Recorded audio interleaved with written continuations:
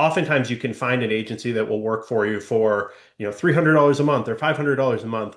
But when you do that, what you're going to get is a cookie cutter strategy that may work, may not work, probably won't work for your specific business. Ultimately, it should depend on what your needs are and the value that you're getting. The other thing you really should focus on, you got to think about you're paying management fees to the agency who's going to be managing your ads, getting you results, and making sure that they are, delivering to your goals, as well as the ad spend that gets paid directly to Google or Meta to actually run your ads. For small businesses, I typically say kind of to look in the, $1,500 to $2,000 a month budgetary area, just as a very rough outline. Again, there's so much that can go into this decision, but imagine you're focused on one platform, so that's Google or Meta. I think you should be able to start up kind of in that range, say $2,000 a month as a flat rate. As you get into more complex situations, as your agency is managing a higher dollar value,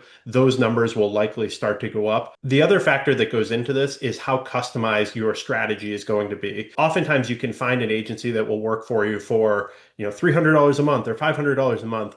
But when you do that, what you're going to get is a cookie cutter strategy that may work, may not work, probably won't work for your specific business unless they've only ever applied this strategy to, businesses exactly in your specific situation with your exact budget. But typically what we'll find at that very low ad spend level is, something that's really not going to give you what you're really looking for. So that's where I typically would say, I'd be suspicious if you're quoted, something under $1,500 to $2,000 a month, because that really is kind of the minimum that you're going to need for good, transparent communication, technical setup of all of the accounts to be technically proper, and making sure that the data signal is flowing back to Google or Meta, to make sure that your agency is reporting to you on a regular basis and you're up to date on where your ad spend is going.